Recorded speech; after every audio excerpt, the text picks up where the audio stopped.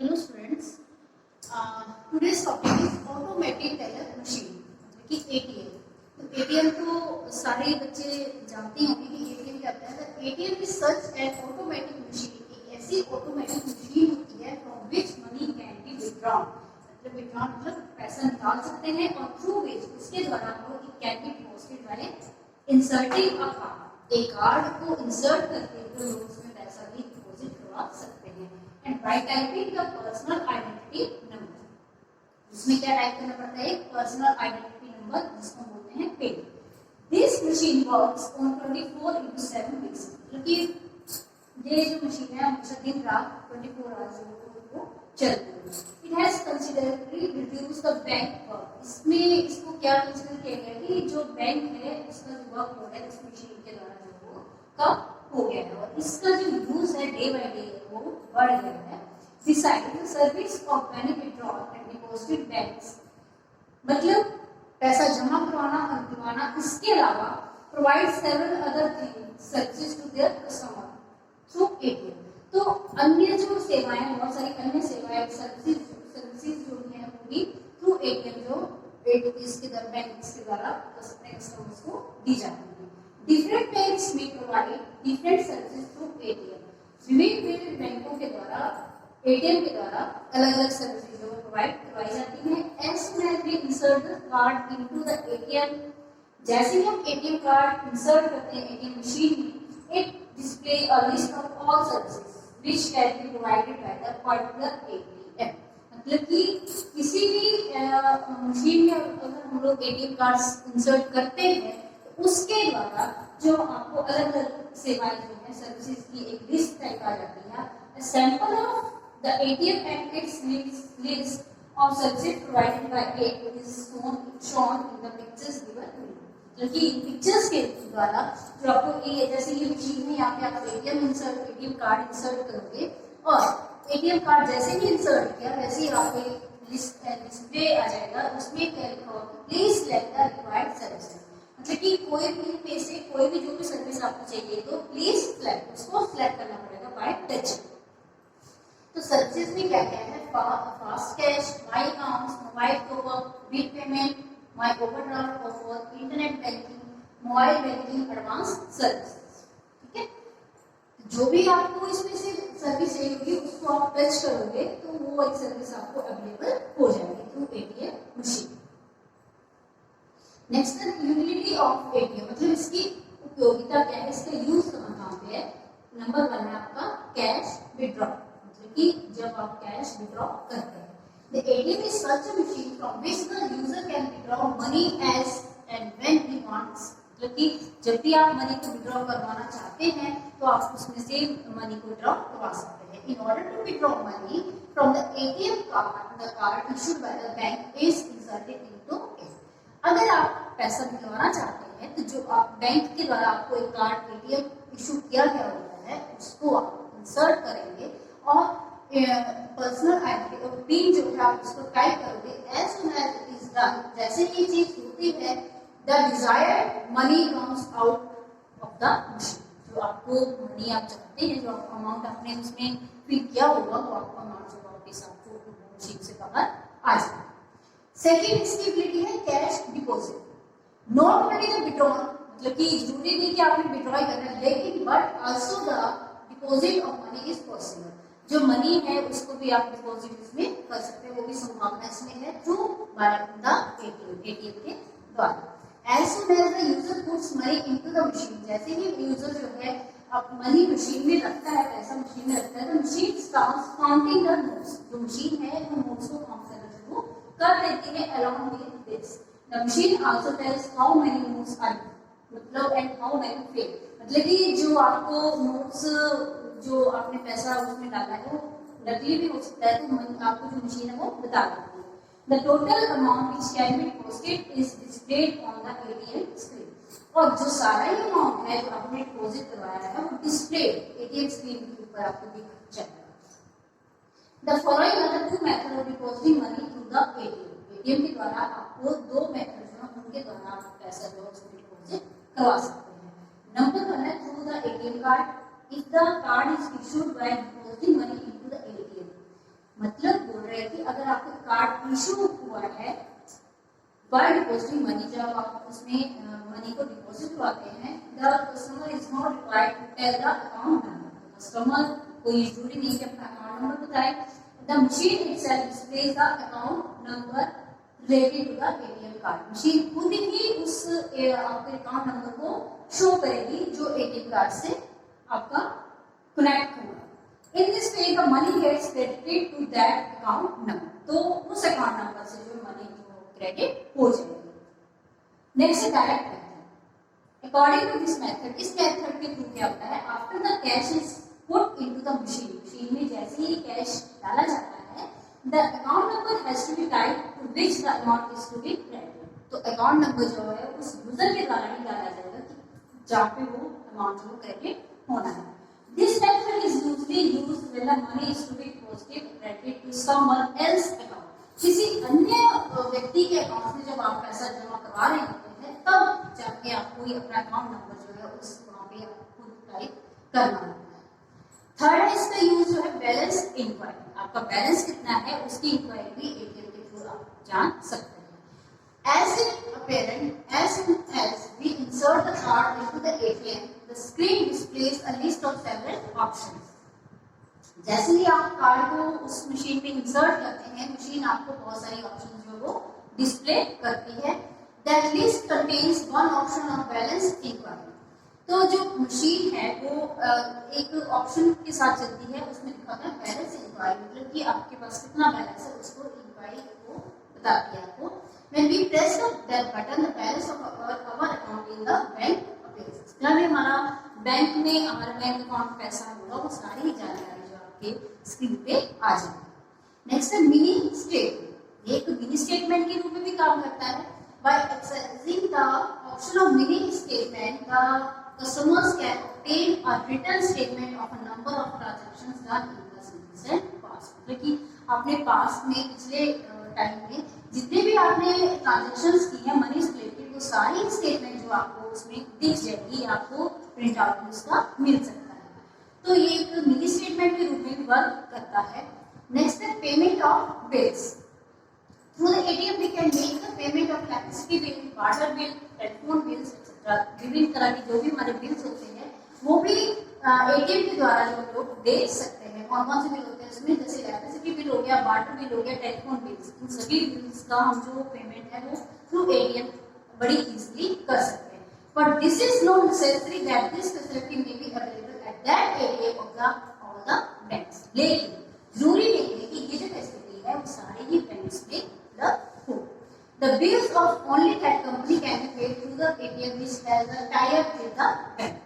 उसी कंपनी को bill payment कर सकते हैं जिस कंपनी का टाई अप किसके साथ हो, बैंक के साथ हो, अदरवाइज आपको ये वाली फैसिलिटी नहीं मिल सकती। नेक्स्ट है funds transfer.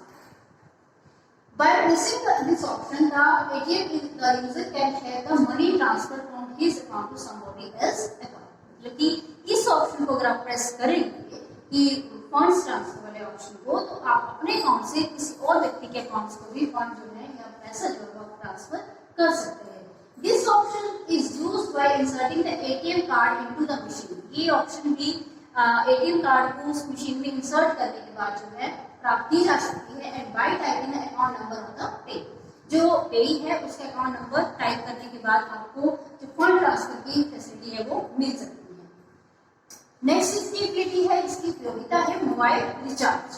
Through the ATM the prepaid mobile consumers can get their mobiles recharge. मतलब कि एटीएम के थ्रू जो है आप अपने मोबाइल को भी रिचार्ज कर सकते हैं। As soon as this option is pressed on the ATM money, ATM the money gets debited in the user's account. मतलब कि जैसे ही आप ये ऑप्शन प्रेस करते हैं आपके यूजर अकाउंट से जो मनी जो डेबिटेड रहती है निकल जाती है and credit to the account of the companies. और कहाँ चली जाती है वो, कंपनीज ऑफरिंग रिचार्ज सर्विस। जो भी कंपनी आपको रिचार्ज ऑफर कर रही है उसके अकाउंट में आपका पैसा जो है ट्रांसफर हो जाएगा। Immediately there comes the message of recharge on the mobile, और उसी के दौरान आपको आपके मोबाइल में भी मैसेज आ जाएगा कि रिचार्ज इज डन। नेक्स्ट हमारा स्मार्ट कार्ड। स्मार्ट कार्ड की चीज है, smart card is very small tamper device which contains a microprocessor memory chip. मतलब स्मार्ट कार्ड कहते हैं माइक्रोप्रोसेसर के साथ मेमोरी चिप के साथ चला अटैच होता है. In which the user can store his data. अपना यूजर जो है वो उसमें डाटा को उसमें स्टोर कर सकता है. The data stored in it remain secure in it forever. और जो भी डाटा उसमें आप स्टोर करोगे वो हमेशा के लिए सिक्योर हो जाएगा. Smart card is available in several forms. जो स्मार्ट कार्ड है वो अलग अलग फॉर्म्स में पाया जाता है. अवेलेबल होता है आपको. नंबर 1 आपका क्रेडिट कार्ड, सेकंड है की शेप टोकन और थर्ड है SIM chip for several forms. ये पिक्चर्स है कुछ ये इस तरह का आपका क्रेडिट कार्ड होता है, की शेप टोकन और SIM chip for several form. Next आपका utility of smart card. Smart card की यूटिलिटी क्या है, इसकी उपयोगिता क्या है. The utility of smart card becomes clear from the description given below. मतलब नीचे दी गई चीजों के द्वारा ही हम लोग जो है यूटिलिटी ऑफ स्मार्ट कार्ड को अच्छे से समझ सकते हैं. नंबर 1 है for banking and retail. If we use a smart card banking card, अगर हम लोग स्मार्ट कार्ड यूज कर रहे हैं जैसे कि क्रेडिट कार्ड हो गया, डेबिट कार्ड हो गया, we can get this work done by the smart. तो हम लोग अच्छे से अपना काम जो स्मार्ट कार्ड के थ्रू कर सकते हैं. For example we can make the payment of the goods purchase from a mall through our smart card. मतलब कि मॉल में अगर आप लोग जाते हैं और पेमेंट अगर कैश नहीं करना चाहते हैं तो आप थ्रू स्मार्ट कार्ड जो आप पेमेंट जो वो कर सकते हैं. When the card is inserted into the card reader, जब आप कार्ड रीडर में अपने कार्ड को इंसर्ट करेंगे, the money gets transferred from one account to the other account. तो जो मनी है वो एक अकाउंट से दूसरे अकाउंट को ट्रांसफर हो जाएगा. नेक्स्ट है एज ए इलेक्ट्रॉनिक पर्स. ये एक इलेक्ट्रॉनिक पर्स के रूप में भी कार्य करता है. The smart card is the electronic purse of the user. किसी भी यूजर का ये स्मार्ट कार्ड है, सॉरी पर्स के रूप में, इलेक्ट्रॉनिक पर्स के रूप में काम करता है. For example if we have to make payment of the taxi bill और रेस्टोरेंट. अगर हम लोगों ने किसी टैक्सी का बिल पे करना है या रेस्टोरेंट का बिल पे करना है तो we can do this job with the smart card. तो हम इस तरह के वर्क को जैसे बिल्स हैं, टैक्सी बिल या रेस्टोरेंट बिल्स जो हैं उनको हम स्मार्ट कार्ड के थ्रू जो है वो पे कर सकते हैं.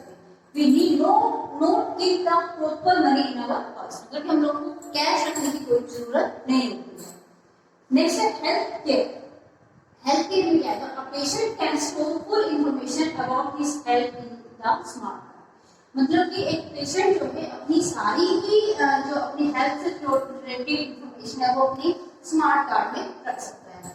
Eight the time of getting insurance, जब आप इंश्योरेंस करवा रहे होते हैं, benefit the whole job can got done with the smart card without filling in the form. मतलब कि स्मार्ट कार्ड के द्वारा ही अपनी हेल्थ के बारे में आप उसको जानकारी दे सकते हैं इंश्योरेंस के टाइम, जबकि कोई मतलब फॉर्म आपको जो फिल नहीं करना पड़ेगा. Similarly in order to consult our doctor, अगर हम किसी डॉक्टर को कंसल्ट कर रहे हैं तो we need not carry the consult file with us. हमें एक कोई जैसे कोई फाइल बनाई होती है तो उसको कैरी करना नहीं करने के बजाय लोग जो स्मार्ट कार्ड को ही यूज करें. नेक्स्ट है आइडेंटिटी वेरिफिकेशन. आइडेंटिटी वेरिफिकेशन भी एक आईडी प्रूफ के रूप में भी काम करता है. The smart card can store the photos and fingerprints of the user. Smart card जो है अपने यूजर के फोटोज और फिंगरप्रिंट्स को लेके इसमें होल्ड मतलब अपने स्मार्ट कार्ड में होते हैं. Whenever somebody doubts the identity of the user, जब किसी यूजर की आइडेंटिटी पे शक हो जाए, the smart card helps in removing the doubt. Smart card जो है डाउट्स को रिमूव करने में हेल्प करता है. नेक्स्ट है एडवांटेजेस ऑफ स्मार्ट कार्ड. इसकी एडवांटेजेस क्या क्या है? The main advantages obtain from the smart card are the following. Number 1 है मल्टीपर्पज डिवाइस. मल्टीपर्पज डिवाइस कैसे हो गया ये? क्योंकि ये हेल्थ के उसमें भी काम आ रहा है, आपकी डॉक्टर से कंसल्ट करना तब भी काम आ रहा है, आपकी आइडेंटिटी वेरिफिकेशन भी हो रही है, इससे इलेक्ट्रॉनिक पर्स के रूप में भी काम कर रहा है. ठीक है, तो इसी तरह से क्या हो गया ये multipurpose device. This is a very small card but it serves several purposes. मतलब बहुत छोटा कार्ड होता है लेकिन इसको बहुत पर्पसेस के लिए यूज किया जाता है. For example credit card, debit card, identity verification, medical history, telephone directory etcetera. सारे ही जो चीजें हैं वो एक स्मार्ट कार्ड के अंदर आ सकती हैं.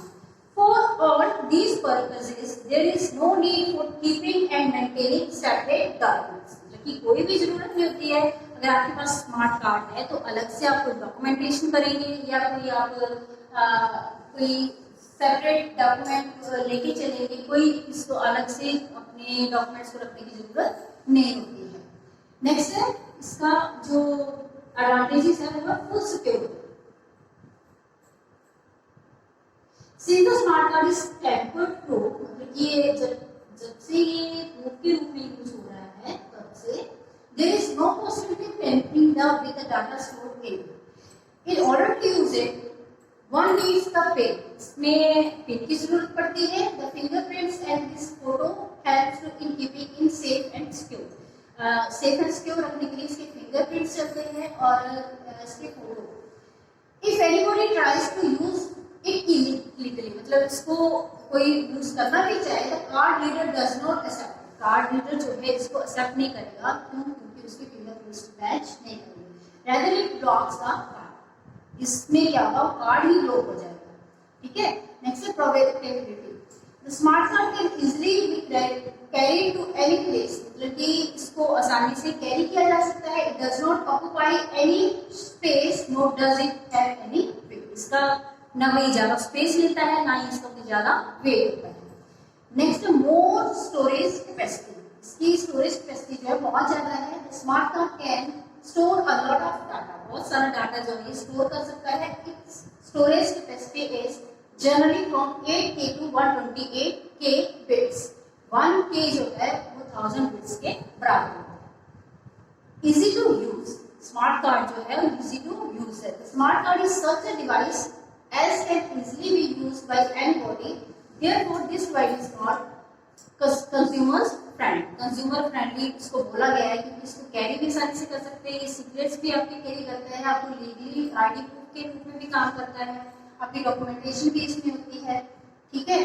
तो एंड ऑफ द चैप्टर हम लोगों ने इस चैप्टर में क्या क्या देखा कि meaning of e commerce. E commerce क्या होता है? E commerce is an electronic system of dealing with all commercial activities. सारी ही वाणिज्यिक जो आपकी गतिविधियां हैं उनको कैरी करता है इलेक्ट्रॉनिक तरीके से। Which are gone through the medium of internet. Internet के थ्रू जो सारी एक्टिविटीज जब चलती है तो उसको बोलते हैं ई कॉमर्स। नेक्स्ट है मीनिंग ऑफ ई बिजनेस। हम लोगों ने नेक्स्ट पढ़ा था meaning of e business. Electronic business क्या है? Electronic business means conducting of industrial and commercial activities through computer network, that is internet। Internet के द्वारा जब हम लोग कोई गतिविधियां करते हैं, एक्टिविटीज करते हैं इंडस्ट्रियल एंड कमर्शियल, तो उसको बोलते हैं e business, electronic business. Scope of e business next हम लोगों ने टॉपिक देखा था, तो उसमें आता था B2B, B2C, intra commerce and C2C commerce. Next है difference between e commerce and e business. इससे आगे हमने देखा था बेनिफिट्स ऑफ ई कॉमर्स और ई business, source required for e-commerce and e-business, meaning of outsourcing of services, nature of outsourcing of services, need of outsourcing of services and types of outsourcing of services। तो ये सारा ही जो है topic जो है इस chapter में हम लोगों ने डिस्कस। Thank you.